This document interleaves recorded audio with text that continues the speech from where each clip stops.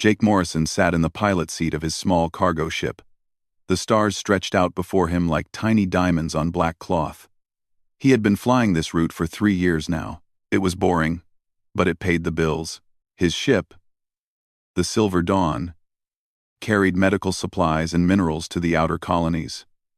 Nothing exciting ever happened out here. He checked his instruments and yawned. Another 6 hours until he reached the next station. Jake thought about getting some coffee when a strange sound came through his speakers. It was a distress signal. He sat up straight and listened carefully. The signal was weak and broken, but it was definitely a call for help. Jake looked at his navigation screen. The signal came from about 20 minutes away. He knew he should ignore it. Pirates often used fake distress signals to trap ships like his, but something felt different about this one. The frequency was unusual, not like anything human ships used. He made his decision. Jake changed course and headed toward the signal. His hands moved over the controls with practiced ease. He had been a military pilot once, before he left the service. Those skills never really went away. As he got closer, his sensors picked up multiple ships. His screen showed one small vessel surrounded by 3 larger ones. The larger ships were firing weapons. Jake's heart beat faster. This was real. Someone was under attack. He could see them now through his front window. The small ship was beautiful, made of silver metal that seemed to glow. It was damaged badly, with fire coming from one side. The 3 attacking ships were dark and ugly, clearly pirate vessels. They circled like sharks around wounded prey. Jake knew his little cargo ship was no match for 3 pirate ships. But he couldn't just leave. He powered up his weapons. The Silver Dawn only had 2 small cannons, meant for asteroids and debris, not combat. But maybe he could help somehow. He flew straight at the pirates, firing his cannons. The shots hit one pirate ship's shield. It wasn't much damage, but it got their attention. 2 of the pirate ships turned away from the silver vessel and came toward him. Jake's military training kicked in. He dove down and spun his ship around. The pirates fired at him, but he was smaller and faster. He led them away from the damaged silver ship, giving it time to escape or call for help. His heart pounded in his chest. Sweat ran down his face. The 3rd pirate ship kept attacking the silver vessel. Jake saw it fire a big weapon. The silver ship's engines exploded. It went dark and started drifting in space. Jake felt his stomach drop. Whoever was on that ship was in serious trouble now. The 2 pirates chasing him were getting closer. Their weapons were much stronger than his. Jake flew between some asteroids, using them for cover. One pirate ship hit an asteroid and had to back off, but the other one stayed on him. A blast hit his shield. The ship shook hard. Alarms started beeping. Jake made a quick decision. He couldn't fight all 3 pirates and win, but maybe he could save whoever was on that silver ship. He fired everything he had at the closest pirate ship, then turned hard and flew straight at the damaged silver vessel. The pirates weren't expecting that. They hesitated for just a moment. That was all Jake needed. He pulled his ship alongside the silver vessel and activated his docking system. The connection wasn't perfect, but it held. Jake grabbed his emergency kit and ran to the airlock. His hands shook as he opened the door. The silver ship's airlock was different from human designs, but he figured it out. The door opened with a hiss of air. Inside, the ship was full of smoke. Emergency lights flashed red. Jake coughed and moved forward. He found the cockpit. 2 bodies lay on the floor, both wearing armor. They weren't human. Their skin was pale blue, and they were taller than any person Jake had ever seen. Both were clearly dead. But in the pilot seat, someone else sat slumped over. Jake moved closer. It was a woman, or at least female. Her skin was the same, pale blue. She wore fine robes that were now torn and bloody. Long silver hair fell across her face. She was breathing, but barely. Jake checked her injuries. She had been shot in the side and hit her head hard. Blood covered her robes. He didn't know anything about alien medicine. But bleeding was bleeding. He pressed his medical pack against her wound and tried to stop the blood flow. Her eyes opened slightly. They were bright gold, like small suns. She looked at him with confusion and fear. She tried to speak, but only a weak sound came out. Jake's translator device picked up her language and started working, but the words were broken and unclear. An explosion rocked the ship. The pirates were still shooting. Jake knew he had only minutes before they broke through. He had to move her now. He lifted the alien woman as carefully as he could. She was light. Lighter than a human her size should be. Her head fell against his shoulder. Jake carried her through the smoke, back to the airlock. Every step felt too slow. Another blast hit nearby. The floor tilted under his feet. Jake got her through both airlocks and into his ship. He laid her on his medical table and strapped her down. Then he ran back to the cockpit and threw himself into the pilot seat. His fingers flew over the controls. The docking clamps released. He pulled away from the silver ship just as another blast tore it apart. The pirates were right behind him. Jake had one chance. He plotted a jump to hyperspace. It was dangerous to jump this close to asteroids and other ships. But staying meant death. His hand hovered over the button.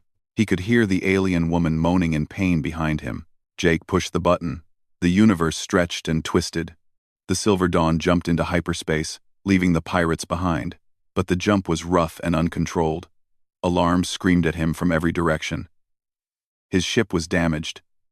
The alien woman was dying, and he had no idea where they would end up when they came out of hyperspace. Jake held on tight as his ship shook and rattled around him. He had saved her from the pirates. Now he had to keep her alive. And he had to do it soon. The ship dropped out of hyperspace with a violent shudder. Jake fought with the controls as sparks flew from a damaged panel. His main engine was failing. Smoke filled the cockpit.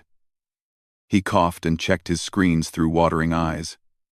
They had come out near a small moon. It was listed as Terminus 7 inches, his database. The entry said it was barely habitable but had breathable air. Jake didn't have a choice. His ship was dying. He pointed the nose down toward the moon and started their descent. The Silver Dawn shook and groaned. Metal screamed as the damaged hull heated up. Behind him, he heard the alien woman cry out in pain. Every bump and shake made her injuries worse. The landing was rough. Jake crashed more than landed in a rocky valley between two mountains. The ship scraped across stone and dirt before finally stopping. Silence filled the cockpit except for the hiss of leaking air and the beeping of dying systems. Jake sat still for a moment, trying to catch his breath. They were alive. That was something. He unstrapped himself and went to check on his passenger. The alien woman looked worse. Her blue skin had turned pale, almost white. The bleeding had slowed, but she was unconscious. Her breathing was shallow and fast. Jake knew those signs. She was going into shock. He looked out the window. The moon's surface was harsh and rocky. The air was thin but breathable according to his sensors. The temperature was cold but not deadly. He could see caves in the nearby cliff face. They would offer shelter while he tried to fix the ship and help the woman. Jake gathered his emergency supplies. He had a medical kit, some food, water, and a portable heater. Not much, but it would have to do. He carefully lifted the alien woman. She felt even lighter than before. Her head rolled against his shoulder. One of her hands gripped his shirt weakly, as if she knew he was trying to help. The walk to the caves was hard. The gravity was lighter than Earth normal. But Jake was carrying extra weight and his own injuries. His shoulder hurt where pirate fire had grazed him. His legs felt like rubber, but he kept going, step after step across the rocky ground. The wind blew cold against his face. He found a good cave about 100 meters from the ship. It was deep enough to protect them from wind and any enemies that might follow. Jake laid the woman down on the smoothest patch of ground he could find. Then he went back for more supplies. It took him 3 trips to bring everything they needed. Inside the cave, Jake set up the portable heater and spread out his medical supplies. He had bandages, medicine, and a scanner that could read basic life signs. But this woman wasn't human. He had no idea if human medicine would help or hurt her. His hands shook as he tried to decide what to do. The woman's eyes opened slightly. She looked at him with those bright gold eyes. This time she seemed more aware. She tried to speak. Her voice was soft and musical. Even though she was in pain, Jake's translator struggled with her words, but it caught some of them. "Who are you?" the device translated. "My name is Jake," he said slowly, hoping his translator would work for her too. "I'm trying to help you. You were attacked by pirates. Do you understand?" She nodded slightly. Her hand reached up and touched the bandage he had put on her side. "Guards? Dead?" she asked. "Yes," Jake said gently. "I'm sorry. I couldn't save them. But I got you out." Tears ran down her pale blue cheeks. She closed her eyes and breathed slowly. Jake felt his chest tighten. He understood loss. He had lost his own squad years ago. The pain never really went away. "What's your name?" Jake asked. "Lyria," she whispered. "Princess Lyria Velshara of the Elysian Empire." Jake sat back. A princess. He had saved a princess. That explained the fancy ship and the robes. It also explained why the pirates had attacked her. This was much bigger than he thought. "Okay, Princess Lyria," Jake said. "I need to treat your wounds. I'm not a doctor, and I don't know your species, but I'm going to try my best. Is that all right?" She nodded. "Please, call me Lyria. And thank you for saving me." Her voice was getting weaker. "Why did you risk your life?" Jake thought about that question. "Because it was the right thing to do," he said finally. "Someone needed help. I couldn't just fly away." Lyria smiled slightly before her eyes closed again. Jake went to work. He used his scanner to study her body. She was similar to humans in many ways. 2 lungs, 1 heart, bones and muscles in roughly the same places. But there were differences too. Her blood was silver instead of red. Her heart beat slower than a human heart. Her body temperature was lower. He cleaned her wounds carefully. The shot in her side had gone through muscle but missed anything vital. That was lucky. He used a device from his kit that sealed wounds with artificial skin. It seemed to work on her blue flesh. He wrapped bandages around her middle and checked the head injury. It looked bad but not fatal. He gave her water and covered her with a thermal blanket. The sun set on Terminus 7, and the cave grew dark except for the heater's glow. Jake sat against the wall and watched Lyria breathe. She was still alive. That was good, but she needed real medical help soon. He had bought them time, but not much. Hours passed. Jake dozed off and on. Every time Lyria's breathing changed, he woke up. Around midnight by his watch, she started getting worse. Her breathing became fast and irregular. Her skin turned even paler. Jake's scanner showed her temperature dropping. He tried everything. He wrapped more blankets around her. He turned up the heater. He gave her medicine for shock. Nothing worked. She was dying. Jake felt panic rising in his chest. He hadn't saved her from pirates just to watch her die in a cave. Lyria's breathing stopped. Jake's heart stopped with it. No. This couldn't happen. He put his ear to her chest. No heartbeat.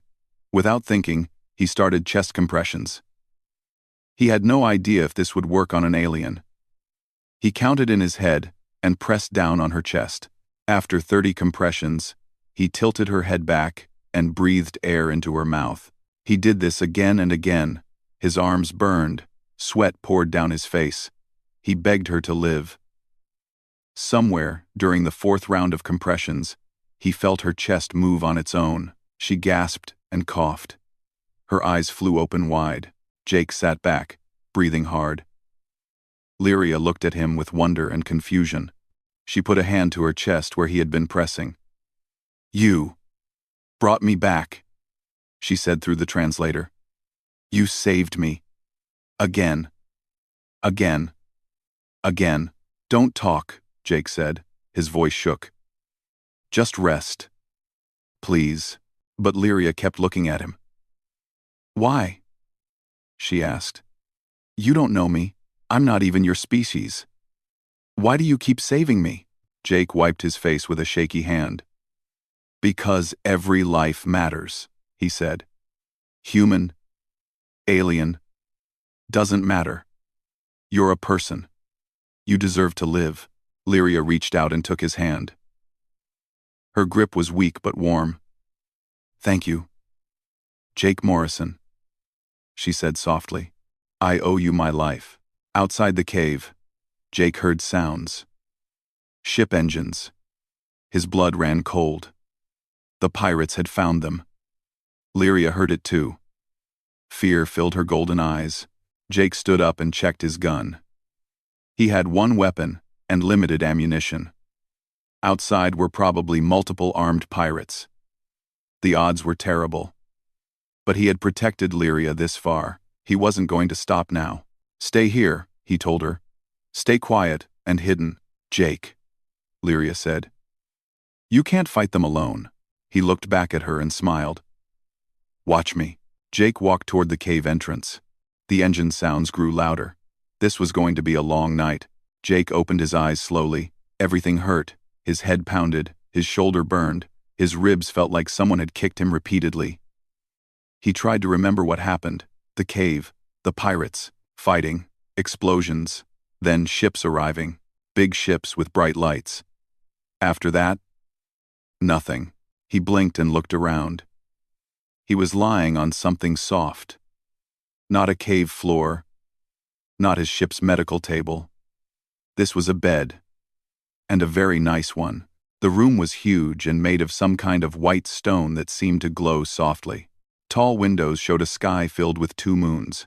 This definitely wasn't Terminus 7. Jake sat up carefully. Someone had treated his wounds. Clean bandages covered his shoulder and ribs.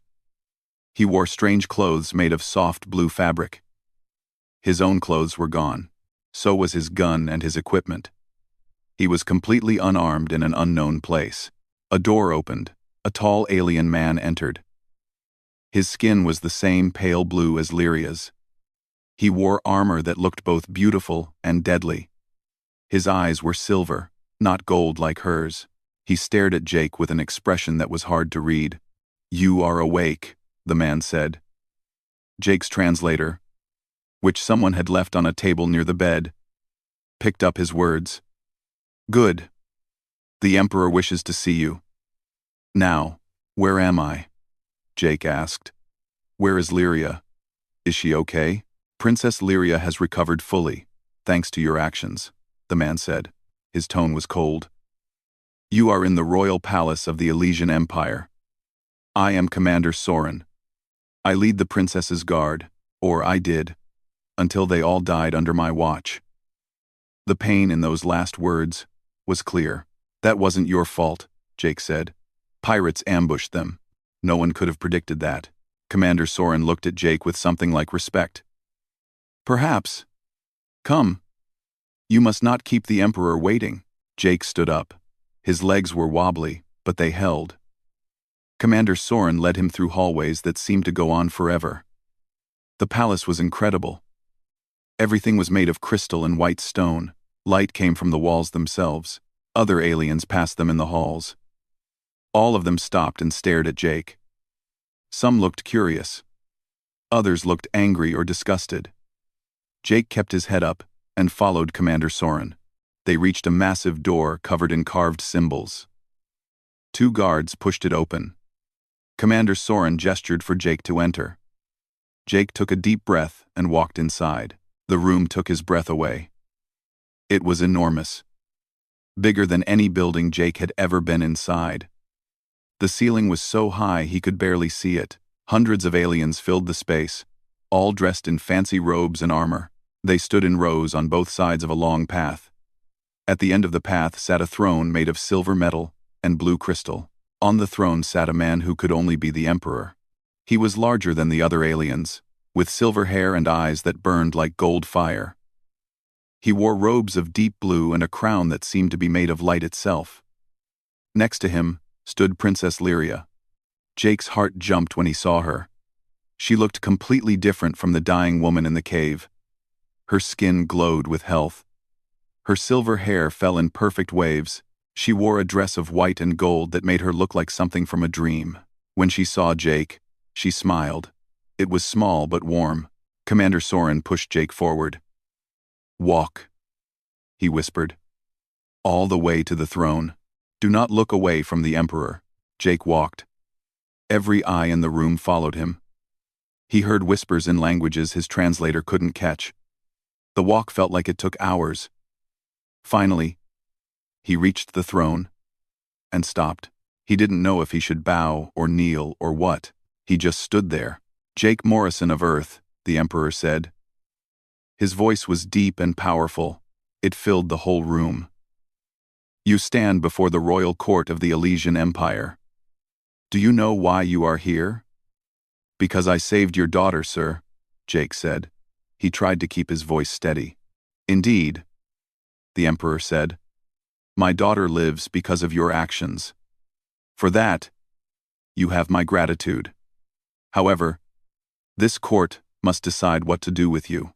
An old alien stepped forward from the crowd. He wore robes even fancier than the Emperor's. "Your Majesty," he said, "I am High Chancellor Vorn. I speak for many in this court when I say we are grateful to this human. But we must be careful. Humans are a young species. They are primitive and often dangerous. I suggest we reward him with gold and send him home immediately." Angry mutters filled the room. Many aliens nodded in agreement. Jake felt his face grow hot, but he said nothing. Another alien spoke up. This one wore military armor. "I am General Kael. I agree with the High Chancellor. But I have concerns.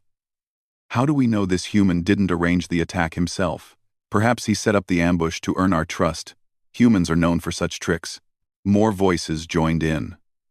The room erupted in arguments. Some defended Jake. Most did not. Jake stood there feeling smaller and smaller. He wanted to defend himself. But what could he say? They had already decided he was lesser than them. "Silence." The Emperor's voice cut through the noise like a knife. Everyone stopped talking immediately. "My daughter will now speak." Lyria stepped forward. She looked at Jake with those gold eyes, and he saw kindness there. Then she turned to face the court. "I will tell you what happened," Lyria said. Her voice was strong and clear. "I was traveling to a peace summit when pirates attacked. They killed my guards and my pilot. They destroyed my ship. I was dying. Then Jake Morrison arrived in his small cargo vessel. He was outmatched and outgunned. Any smart person would have fled, but he didn't. He attacked 3 pirate ships to protect me." She walked closer to the court members. "He risked his life to rescue me from my ship. He could have left me to die. He could have taken me prisoner and sold me to the highest bidder. Instead, he tried to save me. When my wounds got worse, he stayed awake all night caring for me. When my heart stopped, he brought me back to life, using his own hands." Lyria's voice grew stronger. "When the pirates found us, he fought them alone to protect me. He was wounded multiple times. He nearly died. All of this for someone he had never met, for an alien he knew nothing about. He did this because he believed it was right." The room was completely silent. Lyria turned to look at Jake. "This human showed more honor in 2 days than most people show in a lifetime. And you dare to call him primitive?" "Oh," High Chancellor Vorn stepped forward again. "Princess, with respect, you are young. You do not understand how the galaxy works. Humans are clever. They know how to manipulate emotions. This one simply wants wealth or power." The Emperor raised his hand. "Jake Morrison," he said, "answer me truthfully. Why did you save my daughter?" Jake looked at the Emperor. Then he looked at all the faces staring at him with doubt and suspicion. He thought about lying, about giving them some grand answer that would make him sound noble, but that wasn't who he was. "I used to be a military pilot," Jake said quietly. "I had a squad. Good people who trusted me. We got ambushed during a mission. I made a bad call. They all died. I lived." He paused. fighting the tightness in his throat. I've lived with that for 5 years. Every day I think about them. Every day I wonder if I could have done something different. He looked at Lyria. When I saw your ship under attack, I had a choice. I could fly away and be safe. Or I could try to help and maybe die. But if I flew away, I would have to live with one more person I didn't save. I couldn't do that. Not again. Jake turned back to the Emperor. I didn't save Lyria to get a reward. I didn't save her to earn your trust or start some political thing. I saved her because she's a person, and people deserve to be saved. That's what humans do. We're not always smart about it. We're not always successful. But we try. We help. Even when it's hard. Even when it costs us everything. Because that's what makes us human. The room stayed silent. Jake saw some of the aliens looking at him differently now. High Chancellor Vorn's face was red with anger. General Kale looked thoughtful. Commander Soren nodded slightly. The Emperor stood up from his throne. Everyone in the room went down on one knee. Everyone, except Jake, who didn't know he was supposed to. The Emperor walked down from his throne and stood directly in front of Jake. Jake Morrison, the Emperor said. You speak the truth. I can see it in your eyes. You are rough and simple. You are young, and your people know little of the galaxy. But you have something rare. You have honor. The Emperor raised his voice so everyone could hear. I declare Jake Morrison to be a guardian of the realm. This title has not been given to an outsider in 300 years. He will be granted land, resources, and a place at this court. He will serve as a reminder to all of us that honor is not about power or knowledge. It is about the strength to do what is right. The room exploded in shock. Some people clapped. Others shouted in protest. High Chancellor Vorn looked like he might explode, but Lyria smiled. And this time it reached her eyes. Jake just stood there, not sure what had just happened. He had come here expecting to be questioned and sent home. Instead, his whole life had just changed forever. 3 weeks had passed since Jake became a guardian of the realm. He still wasn't used to it. The palace was beautiful, but confusing. Servants brought him food he didn't recognize. Aliens bowed to him in the hallways. He had rooms bigger than his entire ship used to be. It all felt wrong somehow. Jake stood on his balcony looking out at the city below. The Elysian capital was amazing. Buildings made of crystal reached into the sky. Flying vehicles moved through the air like birds. 2 moons hung in the purple sky. It was beautiful, but it wasn't home. A knock came at his door. Come in, Jake called. Commander Soren entered. Over the past weeks, he and Jake had become something like friends. Soren respected Jake's fighting skills, even if he thought human tactics were strange and reckless. You look sad, Soren said. Are you well? Just thinking, Jake said. This is all so different from what I'm used to. Everyone here is so advanced. Your technology, your ships, your medicine. Compared to you, humans are like children playing with rocks. Soren walked to stand beside him. Perhaps, but children grow up. Your people are young, Jake Morrison. Give them time. He paused. I came to ask if you would join me in training today. The Royal Guards need to learn your fighting style. The Emperor has requested it. Jake smiled. Sure, at least that's something I'm good at. They walked together to the training grounds. Other guards were already there, practicing with weapons that looked like swords but glowed with energy. They stopped and stared when Jake arrived. Some nodded respectfully. Others looked away with clear dislike. For the next hour, Jake showed them human combat techniques. He demonstrated how to fight when you were outmatched and surrounded. How to use the environment. How to think unpredictably. The Elysian guards were skilled, but they fought with rigid discipline. Jake's style was chaos and adaptation. You fight like you have no plan, one guard said. He didn't sound impressed. That's the point, Jake said. If I have no plan, my enemy can't predict me. When you're smaller and weaker, surprise is your best weapon. After training, Jake went to the palace library. Another human worked there, a woman named Mira, who had come to study Elysian culture years ago. She was one of the few humans in the Empire. Jake liked talking to her because she understood what it was like to be the outsider. "Jake," Mira called when she saw him. She was a small woman with dark hair and friendly eyes. "How was training?" "Good," Jake said. "The guards are starting to understand what I'm teaching them. Some of them. Anyway," Mira laughed. "Give them time. Elysians don't like change. They've been the dominant power in this part of the galaxy for thousands of years. The idea that they can learn something from humans bothers them." "I've noticed," Jake said. "High Chancellor Vorn still looks at me like I'm dirt on his shoe." "Be careful of Vorn," Mira said seriously. "He leads the traditional faction.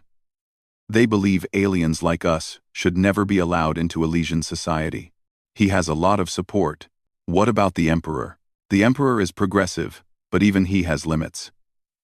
His power comes from the support of the noble families. If too many of them turn against him, he'll have to choose between keeping you or keeping his throne." Jake hadn't thought about that. He didn't want to cause problems for the Emperor or Lyria. "Maybe I should leave," he said quietly. "Don't," Mira said firmly. "You being here is changing things. Young Elysians see you and realize other species aren't so different. That matters more than you know." As if to prove her point, Princess Lyria walked into the library. She wore simpler clothes today. Not the fancy dresses she wore at court. Her silver hair was pulled back. She looked more like the person Jake had saved, not the untouchable princess. "Jake," she said warmly, "I hoped I would find you here. Do you have time to walk with me?" "Of course," Jake said. Mira smiled and went back to her work. Jake and Lyria walked through the palace gardens. Alien flowers grew in colors Jake had never seen. Small creatures that looked like birds but had 6 wings flew between the trees. It was peaceful. "How are you adjusting?" Lyria asked. "Honestly, it's hard," Jake said. "I appreciate everything your father has done for me. But I don't belong here. I'm a cargo pilot. Not nobility. You belong here more than you think," Lyria said. "You remind people what true honor looks like. We've become so focused on tradition and power that we've forgotten the simple act of helping others." They sat on a bench near a fountain. The water was silver, like Lyria's blood. Jake watched it flow and thought about how strange his life had become. "Can I ask you something?" Lyria said. "About the squad you lost." Jake tensed. He didn't like talking about that. But Lyria had shared her own pain with him. "What do you want to know?" One. Do you still blame yourself?" Jake was quiet for a long moment. "Every day," he finally said. "I was the leader. They trusted me. I made the wrong call. And they died. That doesn't just go away." "But you've saved others since then," Lyria said gently. "You saved me. Doesn't that count for something?"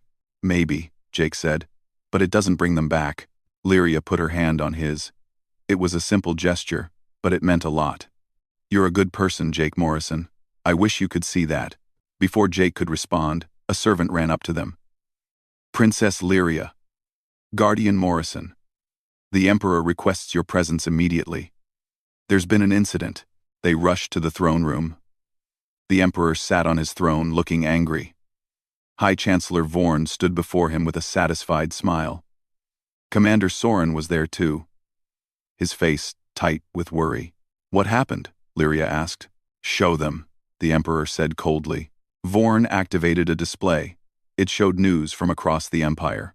The headline read, "Human Guardian Disrespects Ancient Traditions."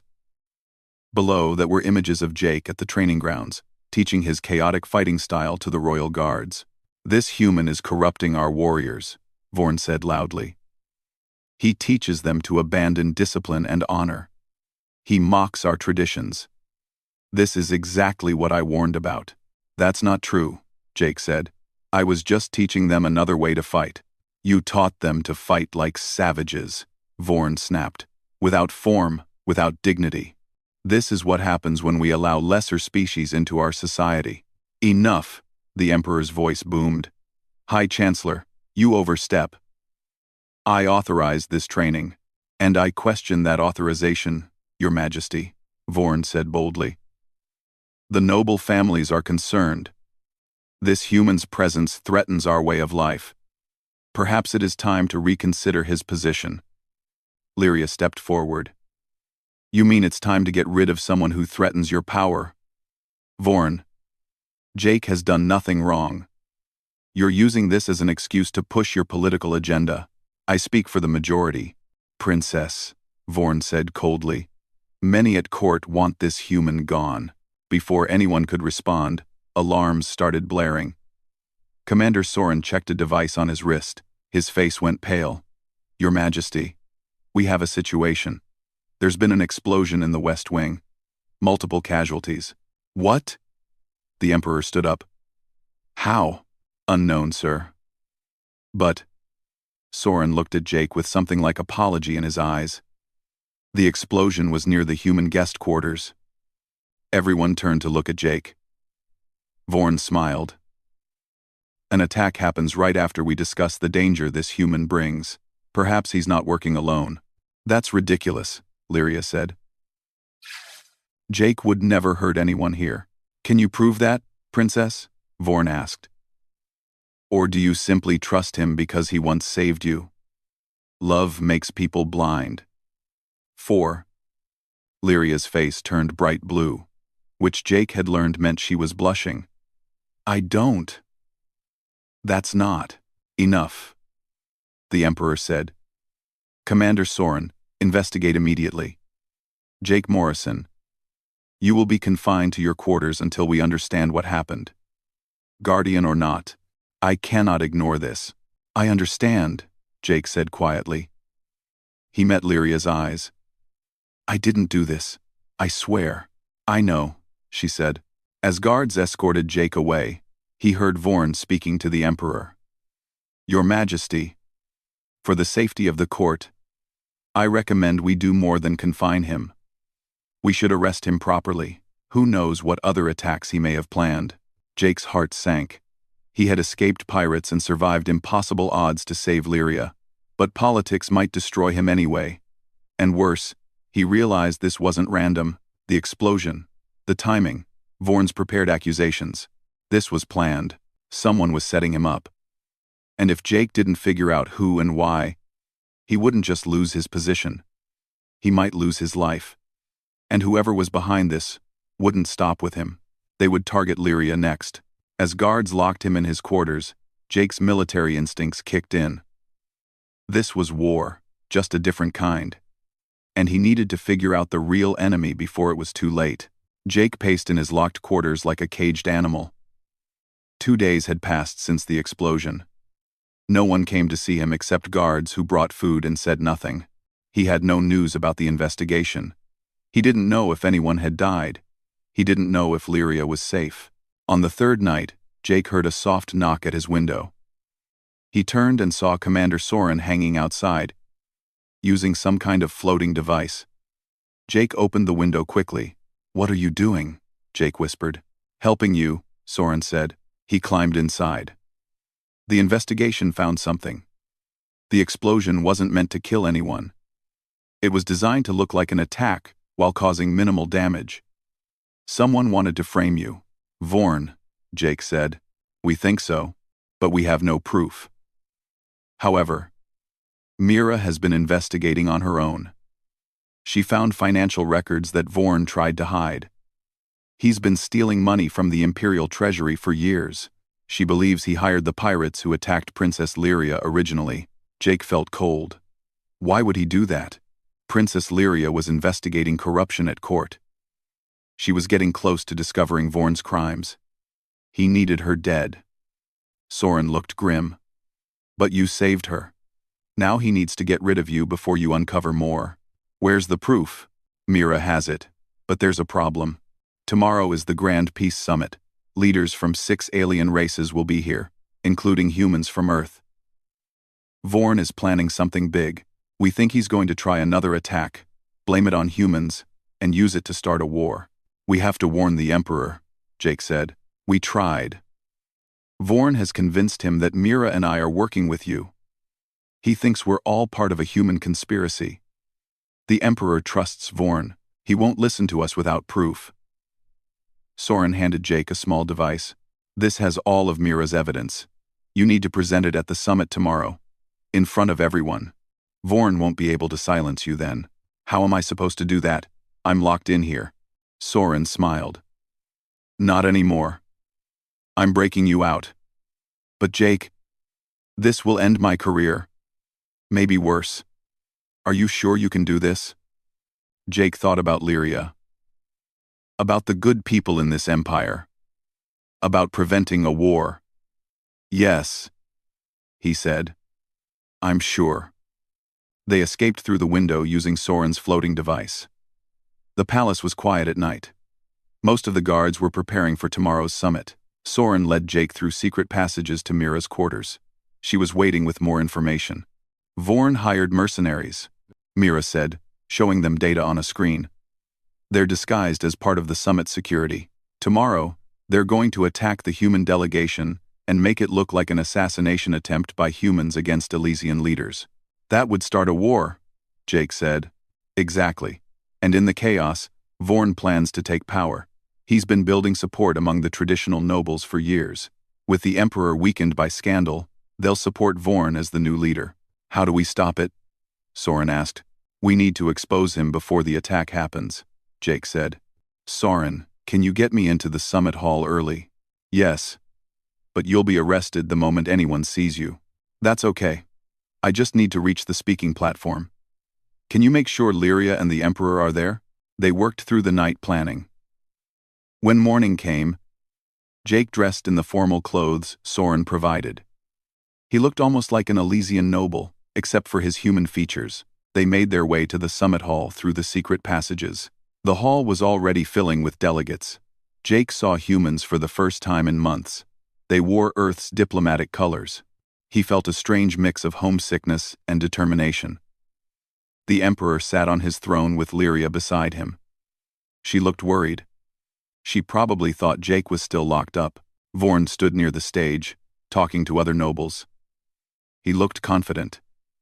He thought he had already won. Jake watched as armed guards took positions around the hall. Some of them wore security uniforms, but Jake recognized mercenary movements. Those were Vorn's people. Now, Soren whispered. Jake walked straight onto the stage. People gasped. Guards moved toward him, but Soren and a group of loyal soldiers blocked their path.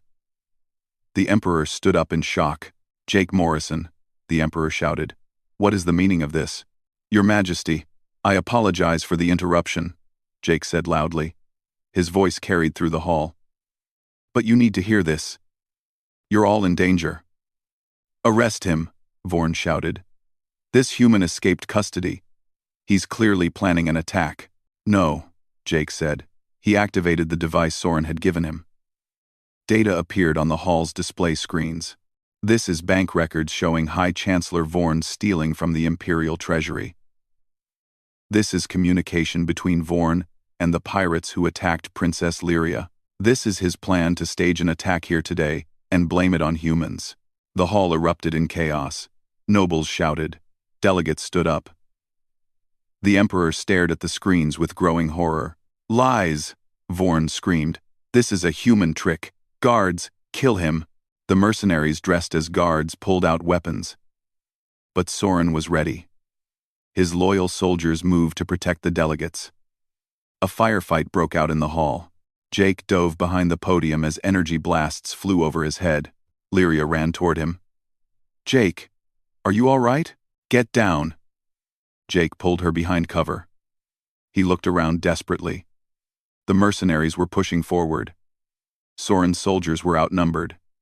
This was going bad fast. Then the human delegates joined the fight. They had weapons too, meant for protection. A woman with short red hair and a man with a scarred face fought their way to Jake's position. You Jake Morrison? The woman asked. Yes.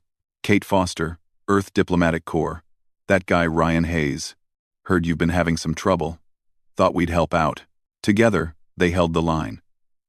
The fighting was fierce. Jake used every trick he had learned, every tactic he had taught the guards. The humans fought with the chaotic, unpredictable style that confused the rigid mercenaries.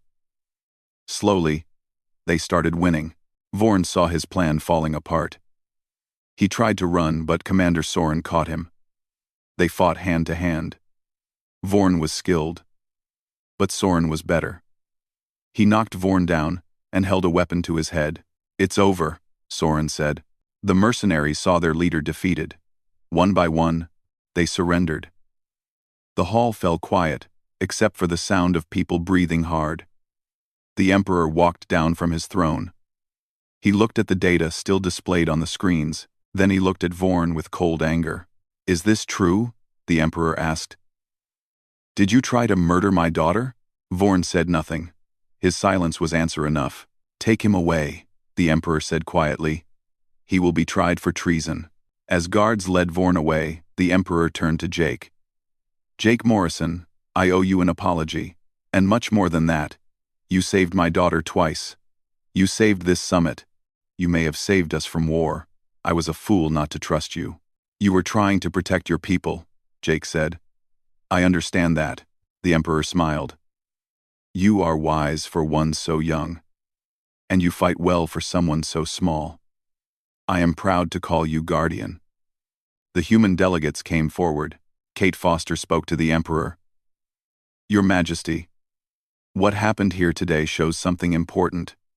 Humans and Elysians can work together. We're stronger together than apart. Earth would like to propose a formal alliance." The Emperor looked at the human delegates, then at Jake, then at his daughter. "I agree," he said. "Let this day mark a new era. Let the galaxy know that the Elysian Empire and humanity stand together." The delegates cheered. Even some of the Elysian nobles looked pleased. Change was happening, whether they liked it or not. Lyria walked over to Jake. She had a cut on her cheek from the fighting, but she was smiling. "You did it," she said. "We did it," Jake corrected. "I couldn't have done this alone." "What will you do now?" Lyria asked. "The Emperor will offer you any position you want." Jake thought about it. He could go home to Earth, return to his simple cargo pilot life. But that life seemed small now. He had found something bigger here. Purpose. Friends. Maybe even something more with Lyria, though he wasn't sure if that was possible. "I think I'll stay," Jake said. "If that's okay with you." Lyria took his hand. "More than okay. I need someone to remind me what true courage looks like. And I think you're still figuring out what it means to forgive yourself. Maybe we can help each other." Jake smiled. For the first time in 5 years, he felt like he was exactly where he was supposed to be. Over the next months, things changed quickly. Jake became the official liaison between Earth and the Elysian Empire. He helped establish training programs where humans and Elysians learned from each other. Mira opened an academy for cultural exchange. Commander Soren joked that humans were crazy, but in a good way. And Princess Lyria. They spent more time together, learning about each other's worlds, growing closer. The court noticed, but the Emperor didn't disapprove. If anything, he seemed pleased that his daughter had found someone who valued her for who she was, not her title. Jake stood on his balcony one evening, watching the twin moons rise. Lyria came to stand beside him. She rested her head on his shoulder. "Do you ever regret it?" she asked. "Saving me that day? All of this happened because you answered a distress signal." Jake thought about his lost squad.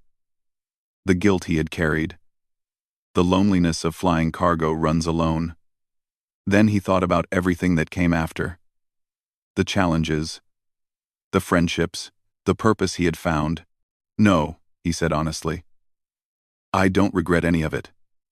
That distress signal changed my life. It gave me a second chance, and it brought me to you." Lyria smiled and took his hand. Together they watched the stars. Two people from different worlds who had found something precious. Hope. Friendship. And maybe, in time, something even more. The galaxy was vast and full of dangers, but it was also full of possibilities. And Jake Morrison, former cargo pilot and failed leader, had learned something important. Sometimes one person's choice to help, to risk everything for a stranger, could change everything.